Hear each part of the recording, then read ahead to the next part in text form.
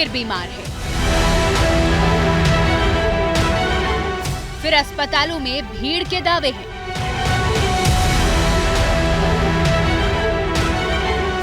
फिर एक नया वायरस आया है। चीन ने इससे जुड़ा कोई डेटा नहीं दिया। मीडिया रिपोर्ट्स में दावा है कि वहां दिसंबर के महीने में इन्फेक्शन वाली बीमारियां बढ़ी हैं। रिपोर्ट बताती है कि HMPV मामलों में उछाल के कारण अचानक होने वाली मौतों के आंकड़े बढ़े हैं। दावा है कि वहां 14 साल से कम उम्र के बच्चे सबसे ज्यादा बीमार हो रहे हैं। लेकिन इसका सही डाटा क्या है, किसी को नहीं पता और यही कंफ्यूजन दुनिया को डरा रहा है। दुनिया के तमाम डॉक्टर्स और एक्सपर्ट्स इस HMPV वायरस को खतरनाक नहीं मान रहे। कहा जाता है कि ये वायरस कोरोना की तरह नया नहीं है, ये दुनिया में पहले से मौजूद है। 2001 में सबसे पहले इस वायरस की खोज हुई। दुनिया के कई देशों में ये पहले से मौजूद है, उनमें भारत भी है। किसी आम वायरस की तरह इसके लक्षण भी खांसी, बुखार, सांस लेने में तकलीफ है। क्लीवलैंड क्लिनिक की रिसर्च में अनुमान लगाया गया कि बच्चों में 10 से 20% सांस से जुड़ी बीमारियां HMPV के कारण होती है। अधिकांश मामले हल्के होते हैं, लेकिन लगभग 5 से 16% बच्चों में निमोनिया जैसा संक्रमण विकसित हो जाता है। डॉक्टर्स के मुताबिक HMPV खतरनाक तो नहीं, लेकिन किसी को नहीं पता कि चीन में वायरस का कौन सा रूप लोगों को मार रहा है। अब सवाल उसमें म्यूटेशन को लेकर है। पैनिक क्यों हो रहा है? पैनिक इसलिए हो रहा है कि चाइना से रिपोर्ट्स आ रही हैं कि इसने एक ऐसा रूप ले लिया है जो इसमें के मौतें हो रही हैं। हमारे पास इसका कोई ठोस सबूत नहीं है कि ये कोई कौन सा म्यूटेशन है। ट्रैवल चलती रहेगी और अगर कोई ख़राब म्यूटेंट है जो कि तबाही कर रहा है तो फिर वो फैलेगा कोविड की तरह। तो ये एक चिंता का विषय है और सॉर्ट ऑफ पैनिक का भी विषय है। लेकिन ये सोचना कि कोई नया वायरस आया, ये नया वायरस नहीं है। अभी तक हर एक्सपर्ट ने वायरस को हल्का ही कहा है। सबने कहा डरने की जरूरत नहीं, लेकिन वायरस चीन से निकला है तो डर तो लगेगा ही।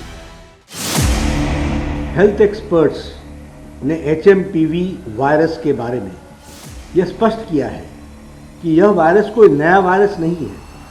इसकी पहचान सबसे पहले वर्ष 2001 में हुई थी और कई वर्षों से ये विश्व भर में फैल रहा है।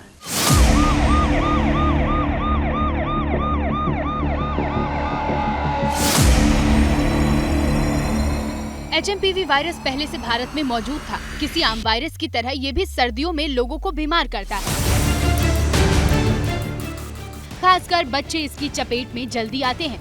चीन में HMPV वायरस के फैलाव की खबरें आईं, तो संभवतः भारत में भी इससे जुड़े टेस्ट हुए। पता चला कि बैंगलोर में 3 महीने का बच्चा संक्रमित है। इलाज के बाद उसकी छुट्टी हो गई।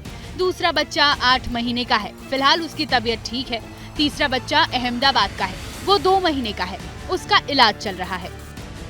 सरकार कह रही है कि वायरस से डरने की जरूरत नहीं है।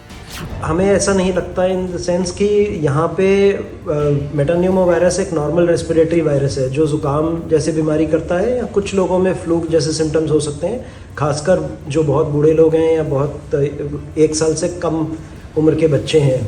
लेकिन ऐसी कोई सीरियस बीमारी नहीं है जिससे चिंता करने की जरूरत है।